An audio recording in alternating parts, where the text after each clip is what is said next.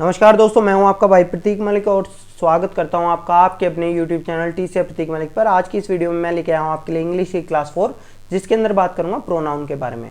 Video start करने से पहले अगर आपने अभी तक हमारे केवीएस प्रिपरेशन बैच में रजिस्ट्रेशन नहीं करवाया है तो आप फ्री ऑफ कॉस्ट रजिस्टर हो सकते हैं। आपको दिए गए व्हाट्सएप नंबर पर अपना नाम और साथ में लिख के भेजना होगा केवीएस प्रिपरेशन। जैसे ही आपका बैच बन जाएगा उसके बाद में आपके साथ हम शेयर कर देंगे कुछ करंट अफेयर के इंपॉर्टेंट क्वेश्चंस जो आपको केवीएस के अंदर बहुत ज़्यादा हेल्प करेंगे। साथ ही आपके लेवल के हिसाब से, आपकी स्ट्रेंथ और वीकनेस के हिसाब से आपकी स्ट्रेटेजी बनवाई जाएगी जिससे आपकी केवीएस प्रिपरेशन और बेहतर हो सके, आपकी केवीएस की तैयारी और बेहतर ढंग से आप कर सकें। ठीक है, तो चलिए वापस चलते हैं हम अपने टॉपिक के ऊपर। टॉपिक का नाम है प्रोनाउन। हिंदी के अंदर हम बात कर चुके हैं, हिंदी में इसको बोलते हैं सर्वनाम।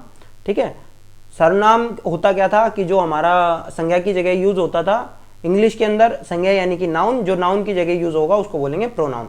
तो मैं बता दूंगा, हिंदी और इंग्लिश को मैं मिक्स करके चलूंगा। ठीक है, अब देखो हिंदी के अंदर हम बात करते थे पर्सन। ठीक है, हिंदी में होता था ये पुरुष, तो ये first person, second person, third person हमारे इसके अंदर होते हैं। जो हिंदी में प्रथम पुरुष होता था और ये थर्ड पर्सन होता था अन्य पुरुष। इसी तरह से हमारा इंग्लिश में भी चलता है। अब देखिए ये हमारा फर्स्ट पर्सन सेकंड पर्सन बना कैसे है। मान लो दो लोगों की बात हो रही है आपस के अंदर। ठीक है, तो अगर मैं किसी से बात कर रहा हूं तो मैं खुद के लिए क्या हूं, मैं खुद के लिए फर्स्ट पर्सन हूं। सेकंड बंदे के लिए जिससे मैं बात कर रहा हूं, यानी कि जिससे मैं बात कर रहा हूं वो मेरे लिए सेकंड पर्सन है। मैं बात कर रहा हूं तो मैं खुद के लिए फर्स्ट पर्सन हूं, जिससे बात कर रहा हूं सेकंड पर्सन है। तीसरा किसी बंदे के बारे में अगर हम बात करने लग जाते हैं तो वो सब हमारे लिए थर्ड पर्सन होते हैं। ठीक है, अब देखो इसके अंदर अलग अलग चीजें रहती हैं हमारी। सब्जेक्ट होता है, ऑब्जेक्ट होता है, पॉजेसिव नाउन होती है, रिफ्लेक्सिव नाउन होती है। तो ये सब्जेक्टिव और ऑब्जेक्टिव जो है हमारी, ये मैं जब आपको वॉइस चेंज करना सिखाऊंगा, पैसिव वॉइस, एक्टिव वॉइस, उसके अंदर और बेहतर ढंग से हम ये सीखेंगे। लेकिन अभी मैं आपको थोड़ा सा बता देता हूँ जो हमने हिंदी में किया था। कर्ता था ना भैया, जो कर्ता होता था वो हमारा सब्जेक्ट होता था, तो ये कर्ता है। और ये ऑब्जेक्ट क्या था, ऑब्जेक्ट हमारा था जो कर्म था। आगे समझ में, जो हम हिंदी के अंदर बात कर रहे थे सब्जेक्ट ऑब्जेक्ट के बारे में, तो वो हमारा कर्ता और कर्म होता था। इंग्लिश में यही हमारा सब्जेक्ट और ऑब्जेक्ट बन जाता है। तो इनको वहां तो हम यही चीज लिख देते थे, हमारे शब्द सेम ही रहते थे, लेकिन यहाँ इन्होंने अलग अलग शब्द लिखे हुए हैं उन्हीं चीजों के लिए। ठीक है, तो उनके बारे में हम बात करेंगे, उन वर्ड्स के बारे में बात करेंगे। तो पहले फर्स्ट पर्सन के बारे में बात करते हैं। देखो फर्स्ट पर्सन में ये हमारा सिंगुलर है, ये प्लूरल है। ठीक है, तो इसी के बारे में हम बात करते हैं। तो आई, मी, माई, माइन, माई सेल्फ। अच्छा, एक चीज और बता देता हूं, इसके अंदर एक कैच है पॉजेसिव के अंदर। पॉजेसिव का कैच मैं बीच में वीडियो में बताऊंगा आपको, है ना, क्योंकि यहाँ पे एक मतभेद है राइटर्स के बीच में, तो उसके बारे में मैं आगे बात करूंगा। लेकिन अभी क्या देखते हैं, अभी इसके अंदर देखते हैं। जैसे मैं, इसको भी कह सकते हैं मैं, इसी तरह से हम कह सकते हैं इसको मेरा कह सकते हैं, और इसको कह सकते हैं स्वयं।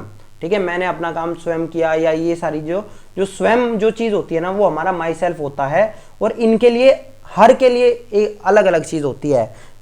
मतलब कि अब वहां जो स्वयं और ये सारी चीजें थी, हिंदी के अंदर तो एक ही वर्ड को हर जगह हम यूज कर रहे थे, लेकिन इंग्लिश के अंदर योर के साथ आएगा योर सेल्फ, वी के साथ आएगा और सेल्फ, इसी तरह से दे के साथ आएगा दे सेल्फ, देम सेल्फ, इसी तरह से वन के साथ आएगा वन सेल्फ। ठीक है, तो ये सारी चीजें आप एक बार इसका स्क्रीनशॉट ले लो, इसका यूज जो आगे होगा वो चीजें मैं आपको बता दूंगा। ठीक है, चलिए चलते हैं क्वेश्चन के ऊपर जो हम हमेशा बात करते हैं, जिनके ऊपर फाइंड करेक्ट सेंटेंस। अच्छा, एक चीज और बता देता हूँ, प्रोनाउन के टाइप तो भैया बहुत हैं। ये आपको जो दिख रहे हैं ना, ये टाइप्स नहीं है। टाइप्स तो बहुत हैं, लेकिन जो आपका एग्जाम में आने वाला है मैं बस वो करवा रहा हूँ जो आपका एग्जाम में पूछा जाता है। ठीक है, तो फाइंड द करेक्ट सेंटेंस, तो हो सकता है इसके अंदर पांचों करेक्ट हो सकता है इसके अंदर कोई एक ही सही हो सकता है इसके अंदर एक गलत हो, बाकी चारों सही हो। तो आपके हिसाब से देख लो कौन कौन से सही हैं। ठीक है, तो स्टार्ट करता हूं भैया मैं यहां से। हाय friends, myself Pratik Malik. हाँ, फुल स्टॉप लगाना भूल गया था, फुल स्टॉप लगा दिया। अगर आपने ये कहा था कि ये सही है, तो हो सकता है कि आपने भी कुछ ऐसे लोगों को फॉलो किया हो, या फिर मतलब देखो, मैं जब डाइट में गया था ना, तो ऐसे लोग मुझे बहुत सारे मिले थे जो इस तरह की लैंग्वेज बोलते थे। वो मुझे पता है क्या पता चला उनके बारे में, कि एक जो शो ऑफ वाली चीज़ होती है ना, वो है कैसे मतलब कि उनको एक्चुअली इंग्लिश की जानकारी नहीं है इतनी, लेकिन वो इंग्लिश बोलना चाह रहे हैं, इंग्लिश बोलने की प्रैक्टिस कर रहे हैं, और जो बेसिक ग्रामर होती है ना वो उन्होंने छोड़ दिया है, या उनको वो आती नहीं है, उन्होंने पढ़ी नहीं है। यही वजह होती है कि hi friends, myself Pratik Malik, myself फलाना ढिमकाना, ये चीज़ें बोलते हैं। जब डाइट में मैं गया था वहाँ भी कुछ बच्चे बोलते थे, और वो बच्चे कौन बोलते थे? जो मेनली हमारे प्राइवेट स्कूल के होते थे, या फिर मान लो मैं दिल्ली में पढ़ा हूँ तो दिल्ली में हमारा रोहिणी हो गया, या फिर और कहीं से जो बच्चे आते हैं जो मेनली हमारे प्राइवेट स्कूल में होते हैं, और जो जिनको दिखाना होता है कि भैया हमें इंग्लिश बोलनी आती है, लेकिन उनको ये नहीं पता होता कि भैया वो गलत बोल रहे हैं। ठीक है, तो इस चीज़ का ध्यान रखना। अब एक चीज़ बताता हूँ, ये जो हमारा रिफ्लेक्सिव था ना, ये जो रिफ्लेक्सिव प्रोनाउन था, रिफ्लेक्सिव प्रोनाउन हम कभी भी सब्जेक्ट की जगह यूज नहीं कर सकते, समझ लेना इस चीज को। हम कभी भी सब्जेक्ट की जगह यूज नहीं कर सकते। यहाँ हमने सब्जेक्ट की जगह यूज कर दिया इसको, सब्जेक्ट यानी कि कर्ता, कर्ता की जगह मैं इसको कभी यूज कर ही नहीं सकता। आगे समझ में? तो ये हमारा गलत होता है। इसकी जगह हमारा होएगा hi friends I am Prateek Malik, hi friends I am Prateek Malik. अब देखो कुछ बहुत बेसिक चीज़ें बता देता हूँ आपको। ये मैं क्यों समझा रहा हूँ आपको, ये आपका इंटरव्यू के लिए भी बहुत ज़्यादा इंपॉर्टेंट है। और अगर कोई भी बंदा, किसी ने अगर कभी लाइफ में कोई प्रोनाउन पढ़ा होगा ना, तो उस बंदे को ये चीज़ पता होगी। लेकिन अगर आपने कभी नहीं पढ़ा है, इंग्लिश के ग्रामर नहीं पढ़ी है, तो आपको इस चीज़ में शायद कन्फ्यूज़न हो सकती है, और आपने कभी किसी गलत बंदे को सुना है, या फिर मतलब इस तरह से चीज़ें सुनी है, तो हो सकता है आप गलती कर दें। और इस तरह की ब्लंडर मिस्टेक आपकी हो जाती हैं जब आप इंटरव्यू देने जाते हैं। केवीएस के अंदर इंटरव्यू है, उसके हिसाब से भी मैं आपको बता रहा हूँ कि हाय माई सेल्फ प्रतीक मलिक, और मैं बोलने की कोशिश कर रहा हूँ इंग्लिश के अंदर, भगा दिया भैया, नहीं, ये गलत है ये चीज़। हाय आई एम प्रतीक मलिक, वहाँ अगर कोई इंग्लिश का सही सा टीचर होगा वो वहीं टोक देगा आपको, और वहीं से आपका इंप्रेशन गलत हो जाएगा। ठीक है, तो जो इंट्रोड्यूस ही अपने आप को गलत कर रहा है, उसका भैया आगे इंटरव्यू क्या ले, समझ रहे हो? तो इन चीज़ों को थोड़ा सा देख लेना। अब आगे चलते हैं हम। I have applied for the post of PRT, इसके बारे में बात करते हैं। ये हमें ठीक लग रहा है, लेकिन ये गलत है। देखो कुछ हमारे वर्ड्स होते हैं, जैसे अप्लाई, पहले बता देता हूँ ये ठीक कैसे होगा।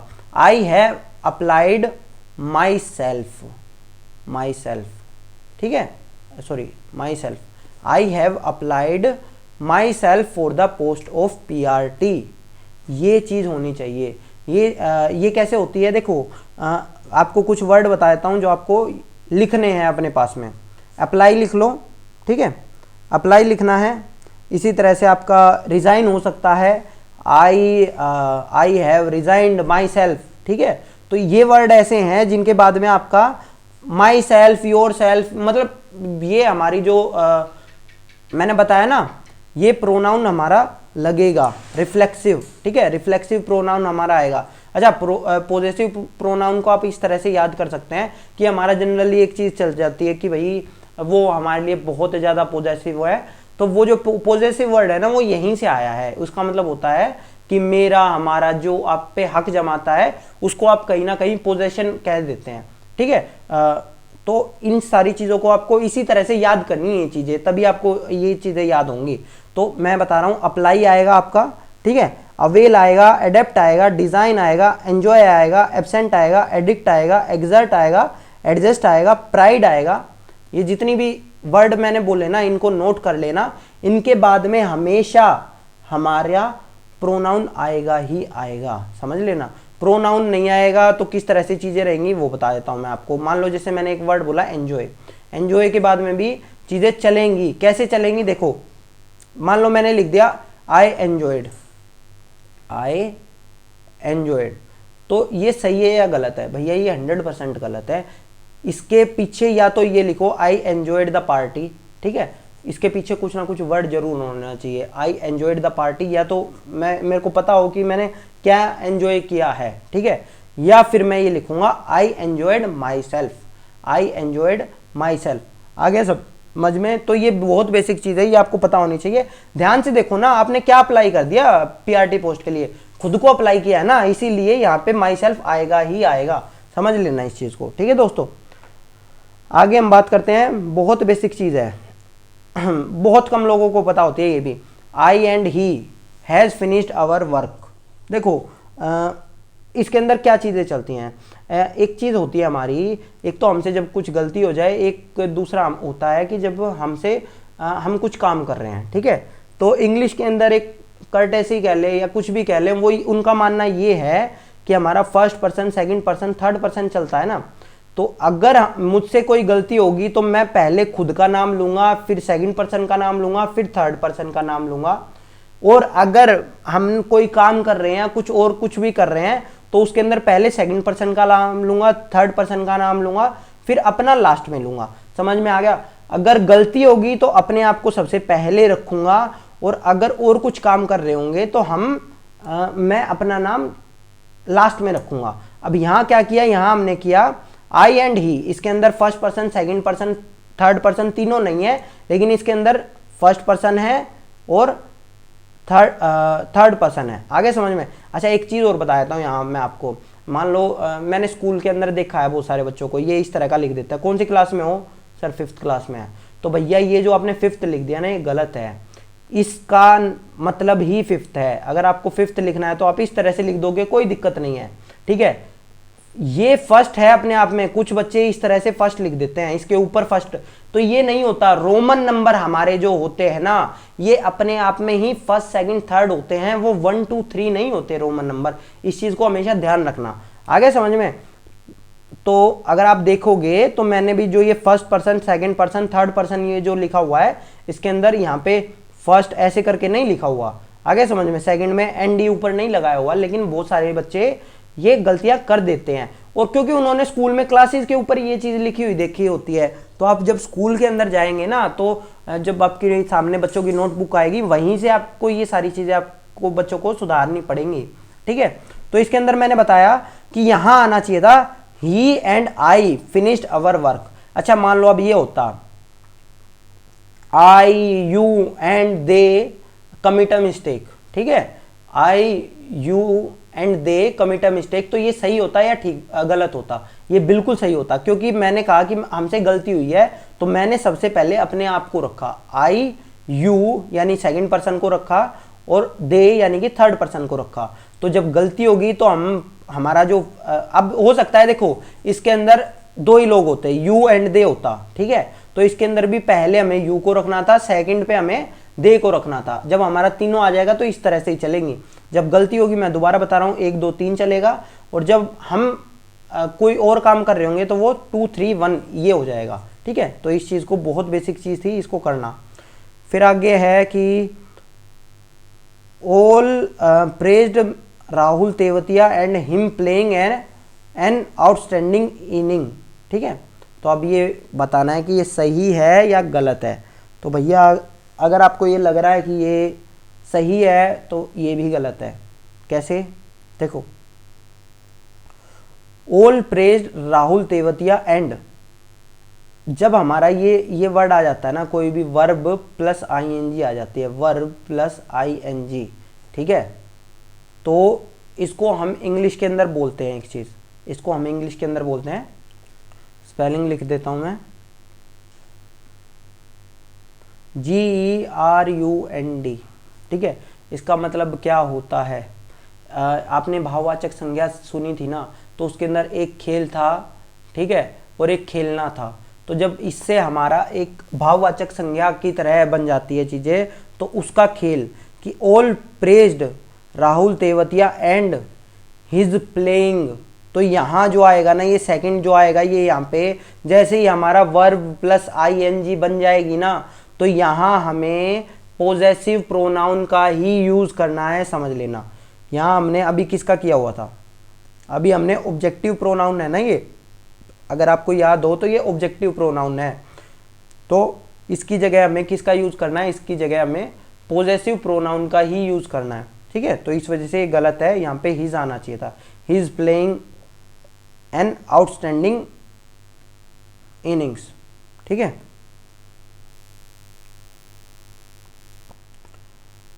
इसी तरह से आपका आता है ही रन्स फास्टर देन मी। अब बहुत सारे बच्चे ये कह रहे होंगे कि सर ये तो ठीक ही है। भैया ये भी गलत है, मैंने पांचों के पांचों गलत दिए थे। He runs faster than I, जब भी कंपैरिजन होगा, ठीक है, जब भी कंपैरिजन होगा तो यहाँ सब्जेक्टिव प्रोनाउन का यूज़ होगा। आगे समझ में, जब भी कंपैरिजन होगा तो यहाँ सब्जेक्टिव प्रोनाउन का यूज़ होगा। ये कंपैरिजन दो तरह से हो सकता था आपका, एज और देन लगा के, इसी तरह मतलब एज लगा के, he runs as faster, as me नहीं आएगा, वहाँ पे भी क्या आएगा, आई आएगा। आगे समझ में, ठीक है। तो इन चीज़ों का ध्यान रखना। यहाँ पे ये भी हो सकता है ये सेंटेंस सही लग रहा हो, लेकिन यहाँ भी हमारा जैसे ही कंपैरिजन होता है यहाँ हमारा सब्जेक्टिव प्रोनाउन का ही यूज़ होता है, ठीक है, ऑब्जेक्टिव का नहीं होता। अब यहाँ देखते हैं, Yachna's handwriting is better than, क्या आएगा यहाँ पे, मी। आपको तो पता ही है, गलत है ये, आई आना चाहिए, आई आएगा, लेकिन ये भी गलत है। देखो हिंदी के अंदर मैंने आपको एक चीज़ बताई थी, हिंदी में भी मैंने बताया था जब हमारा हिंदी में था कि याचना की लिखाई मुझसे बेहतर है, या पता नहीं इंग्लिश के अंदर ही मैंने ऐसा कोई वर्ड, कोई सेंटेंस लिया था, उसके अंदर मैंने बताया था कि वहाँ आई नहीं होगा, ठीक है, मुझसे बेहतर नहीं है उसकी राइटिंग मेरी राइटिंग से बेहतर है, तो यहाँ पे आएगा माइन। यहाँ पे क्या आएगा, देन माइन, यहाँ क्या आएगा, माइन। अब भैया आपको एक चीज़ बता देता हूँ, जो मैं आपको बता रहा था कि बहुत सारे जो राइटर हैं उनके अंदर एक बहस है इस चीज़ के बारे में। जो आप ये देख रहे हो ना, माई और माइन, इन दोनों के अंदर डिफरेंस क्या होता है, समझो इस चीज़ को। माइन और माइन के ऊपर ये कहते हैं कि ये जो माइन होता है ना, ये हमारा प्रोनाउन होता ही नहीं है। कुछ राइटर का मानना ये है कि ये माई हमारा प्रोनाउन है ही नहीं, ये हमारा एडजेक्टिव है, ठीक है, ये हमारा पोजेसिव एडजेक्टिव होता है। क्यों? क्योंकि इसके माई की अकेले की कोई वैल्यू है ही नहीं, इसके पीछे जब तक मैं नाउन ना लगाऊं, ठीक है, माई बुक, माई फ्रेंड, जब तक मैं नाउन नहीं लगाऊंगा तो इसकी कोई वैल्यू है ही नहीं, तो इसको हम प्रोनाउन कैसे कह देंगे। प्रोनाउन तो वो होता है ना जो किसी संज्ञा की जगह यूज किया जा सके, तो ये तो है ही नहीं, इसको तो संज्ञा की जगह, हम नाउन की जगह यूज कर ही नहीं रहे, तो उनकी बात में दम भी है, ठीक है। तो ये बता रहा हूं। अब यहां हमने जब ये माइन होता है ना, माइन का मतलब होता है प्रोनाउन, माइन का मतलब होता है मेरा, ठीक है। तो हिंदी के अंदर तो ये एक ही चीज है, मेरा, मेरा, माई और माइन, ठीक है, सेम ही चीज है हिंदी के अंदर, लेकिन इंग्लिश के अंदर अलग हो जाती है। इंग्लिश के अंदर यहां आ जाएगा माइन, तो यहां या तो लिखना चाहिए था मुझे माई हैंड राइटिंग लिखता तो मेरा सेंटेंस सही होता, लेकिन हम उस चीज को छोड़ने के लिए हम यहाँ पे खाली लिख देते हैं माइन। माइन का मतलब होता है जिस चीज के बारे में बात हो रही है ना, वही चीज आ गई है, तो ये शॉर्ट फॉर्म है उसकी, एक तरह से माई हैंड राइटिंग का शॉर्ट फॉर्म है माइन। आगे समझ में, तो ये हमारा ये इस तरह से चलेगा। फिर आपका आ जाता है please let me go for picnic. अब देखो इसके अंदर बता देता हूं ये सही है या गलत है। भैया ये बिल्कुल ठीक है। अब हमारे कुछ वर्ड होते हैं, जैसे लेट हो गया, ठीक है, इसके बारे में बताता हूँ। लेट हो गया, बट हो गया, इसी तरह से लाइक हो गया, इसी तरह से कंपेयर कर रहे हैं हम, बिटवीन हो गया, ठीक है। Compare in the sense, compare कैसे करेंगे वो भी बता दूंगा मैं आपको, लेकिन जैसे बिटवीन हो गया, ठीक है, बिटवीन ही एंड मी, ठीक है, बिटवीन ही एंड मी, तो वहां हमारा जो बिटवीन के बाद आएगा ना, बिटवीन के बाद हमारा आएगा सब्जेक्ट, ऑब्जेक्टिव प्रोनाउन। बिटवीन के बाद हमारा क्या आएगा, ऑब्जेक्टिव प्रोनाउन आएगा, जैसे इसके अंदर आया है please let me go for picnic. आगे समझ में, तो इसी तरह से आपका जो वर्ड है वो बट हो सकता है, एक्सेप्ट हो सकता है, कोई भी प्रीपोजिशन हो सकती है, कोई प्रीपोजिशन आ जाएगी ना, प्रीपोजिशन के बाद में भी हमेशा हमारा ऑब्जेक्टिव प्रोनाउन ही आएगा। समझ गया? तो बस बेसिक चीज यही थी जो मेरे को आपको बतानी थी, है ना। इसी तरह से एक आपने लेटर देखा होगा, लेटर के अंदर होता है थैंक यू लिख देते हैं, फिर योर्स फेथफुली लिख देते हैं, तो ये सही है क्या, गलत है? तो बता देता हूँ। एपोस्ट्रोफी एस के बारे में हमने लास्ट क्लास के अंदर बात की थी, तो ये भी गलत है। एपोस्ट्रोफी एस कभी भी नहीं आती हमारी, जब भी हमारा हम पोजेसिव प्रोनाउन के बारे में बात करेंगे ना। अब देख लो, इसमें पोजेसिव प्रोनाउन के बारे में थोड़ी सी चीज़ें समझ लो।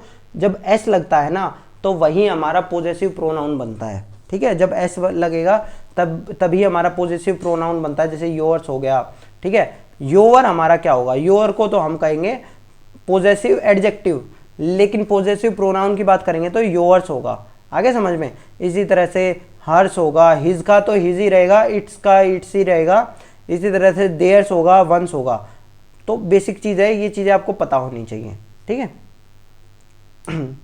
तो थैंक यू। तो जो लास्ट में लेटर लिखते हुए शायद 99% बच्चे ये गलत करते होंगे, आज भी गलत करते होंगे, उन्होंने लाइफ भर गलत किया है, टीचर ने उनका सही नहीं किया है। ये एस के साथ में एपोस्ट्रोफी नहीं आता, समझ लेना इस चीज़ को, ठीक है। योर्स आएगा सिर्फ, ठीक है। ये रिस्पेक्ट देने के लिए होता है। सिंसियरली योर्स लिख देते हैं कुछ बच्चे योर्स सिंसियरली लिख देते हैं, तो वो चलता है, वो सारी चीज़ें चलती हैं।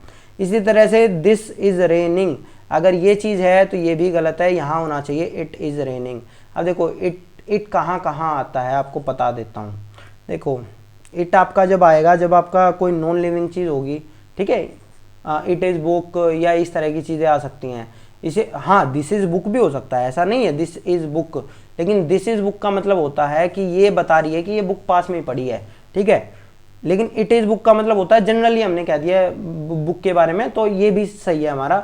इसी तरह से किसी भी लिविंग चीज़ के बारे में जब हमें ये ना पता हो कि वो मेल है या फीमेल है, वहाँ भी हम इट का यूज़ कर सकते हैं, वहाँ भी हम इट का यूज़ कर सकते हैं। इसी तरह से कुछ नेचर के बारे में बताना है, जैसे इट इज़ रेनिंग, वहाँ हमारा इट का यूज़ हो जाता है। इट के लिए तो अलग से बहुत सारे रूल हैं, लेकिन जो बेसिकली जो चीज़ आती है वो मैंने आपको बता दी, ठीक है। अब लास्ट है हमारा neither of you boys are my friend. इसके अंदर क्या चीज़ें हैं, देखो भाई बहुत बेसिक समझ लेना इस चीज़ को। इसके अंदर क्या चीज़ होती है, इसके अंदर जैसे हमारे कुछ चीज़ होती है, जैसे नाइदर हो गया, नाइदर ऑफ यू हो गया, ये हमारे अगर मैं बात करूं तो जैसे हमारे एक सेकेंड कलेक्टिव नाउन होते थे ना, इसी तरह से हमारे कलेक्टिव प्रोनाउन होते हैं। तो इसका रूल क्या रहता है, इसके रूल के अंदर हमारा होता है कि जो ये हमारा बॉयज आएगा ना, ये तो हमारा आएगा प्लूरल, ये तो फॉर्म हमारी यूज होगी प्लूरल के अंदर, ठीक है। जबकि हमारे साथ इसके साथ हेल्पिंग वर्ब जो लगेगी ना, हेल्पिंग वर्ब हमारी लगेगी सिंगुलर। आगे समझ में। तो neither of you boys is my friend, ठीक है, इज माई फ्रेंड होना चाहिए था, यहाँ पे आर नहीं होना चाहिए था। तो बहुत बेसिक चीज़ थी। आई होप आपको ये सारी चीज़ें क्लियर हो गई होंगी, और कुछ अगर डाउट हो तो बता देना। बाकी नोट्स तो आप बना ही रहे होंगे। बाकी वापस आते हैं हम अपने लास्ट सेक्शन के ऊपर, जिसके अंदर हम बात करते हैं रूट वर्ड्स के बारे में। लास्ट में एक बार हमारा वर्ड यूज हुआ था क्रेसी। क्रेसी क्या होता है आप समझो। क्रेसी होता है हमारा गवर्नमेंट होता है, या फिर हमारा कोई सिस्टम होता है। देखो एक था हमारा क्रेटिया था, क्रेटिया, ठीक है। इस क्रेटिया वर्ड से हमारा क्रेसी बना था। इसके अंदर इसका मतलब क्या होता था, इसका मतलब होता था पावर, ठीक है, पावर या रूल, इसका मतलब ये होता था, ठीक है। तो अब यहीं से बना हुआ है। तो देखो ऑटोक्रेसी क्या होता है, आपने अगर पबजी खेला होगा तो कह देंगे ऑटो पे कर ले। ऑटो पे कर ले क्या होता है कि एक ही तरह की गोली होंगी आपकी, एक ही तरह की गोली चलेंगी वहां पे, ठीक है। तो इसका मतलब होता है अकेला एक ही तरह का। तो ऑटोक्रेसी का मतलब क्या होता है, जब एक ही बंदे का राज होगा, ये ऑटोक्रेसी होता है। इसी तरह से बात करते हैं एरिस्टोक्रेसी। तो अरिस्टो का मतलब क्या होता है भैया, आपको पता होना चाहिए। अरिस्टो होता है, देखो अरिस्टो अगर मैं अलग से बताऊं तो ये रूट वर्ड होता है आपका। ये भी क्या होता है, बेस्ट, ये भी इसका मतलब क्या होता है, बेस्ट होता है। तो एरिस्टोक्रेसी के बारे में बात करूं तो इसका मतलब होता है मोस्ट प्रिविलेज्ड ग्रुप। इसका मतलब क्या होता है, मोस्ट प्रिविलेज्ड ग्रुप, ठीक है। फिर बात करते हैं हम प्लूटोक्रेसी के बारे में। प्लूटो आपको पता होना चाहिए। प्लूटो हमारा जिसके पास भैया बहुत पैसा हो, तो ये एरिस्टोक्रेसी क्या था हमारा, government run by most privilege group, ठीक है। सॉरी मैं गलती से बोल गया था वो। तो government run by most privileged group हो सकता है हमारा वो एरिस्टोक्रेसी। इसी तरह प्लूटोक्रेसी क्या कि सरकार किनकी है, सरकार अमीरों की सरकार है, हम ये कह देते हैं ना अमीरों की सरकार है। इसी तरह से क्लेप्टोक्रेसी हमारे क्या होती है, ये होती है चोरों की सरकार। देखो हमारा एक होता है क्लेप्ट, देखो क्लेप्ट होता है ना, ये जो वर्ड होता है क्लेप्ट, इसका मतलब होता है चोरी करना, ठीक है। इसका मतलब क्या होता है, इसका मतलब होता है चोरी करना। एक्चुअली होता क्या है, वर्ड क्या होता है, वर्ड होता है क्लेप्टियन होता है एक्चुअली, क्लेप्टियन, ठीक है। तो क्लेप्टियन से क्लेप बना है हमारा, हमारा क्लेप्टियन से बना है। तो ये एक रूट वर्ड है चोरी करने का। तो इसका मतलब क्या होता है, चोरों की सरकार। इसी तरह से न्यू जो नया नया बंदा आया है, यानी कि नो सिखियों की सरकार आप कह सकते हैं इसको, ठीक है। इसी तरह से ब्यूरोक्रेसी, ब्यूरोक्रेसी का मतलब क्या होता है, ब्यूरो का मतलब मेनली हमारा होता है डेस्क का जो बंदे काम करते हैं, ठीक है, जो कुछ इससे क्लोथिंग से भी रिलेटेड कर लेते हैं, क्योंकि ये जो ब्यूरो वर्ड है ना, ये ब्यूरो का 2-3 तरह से इस रूट वर्ड का मतलब निकाला जा सकता है। उनकी ड्रेसिंग सेंस से कि काला कोट पहना हुआ है, ये सारी चीज़ें रखी हैं, डेस्क पे बैठने वाला काम होता है। तो ऐसे लोगों की जब सरकार होती है वो हमारी ब्यूरोक्रेसी होती है, जिसको हम मेनली कह देते हैं कि ये नॉन इलेक्टेड। अच्छा, इसी के अंदर हमारा डेमोक्रेसी भी हो सकती है। डेमोक्रेसी हमारी क्या हो सकती है कि जो हमारी लोगों की सरकार है। तो अब आपके लिए होमवर्क है जो मैंने लास्ट बार भी दिया था कि 5 क्रेसी वर्ड से इनके अलग आपको मेरे को बताने हैं कि और कौन से 5 वर्ड हो सकते हैं, और उसका मतलब भी लिख के बताना है, ठीक है दोस्तों। अगर आपको वीडियो पसंद आई हो तो इसको लाइक कर देना, और कमेंट में तो आपको बताना ही है कि किस तरह से कौन कौन से और वर्ड हो सकते हैं, ठीक है। धन्यवाद।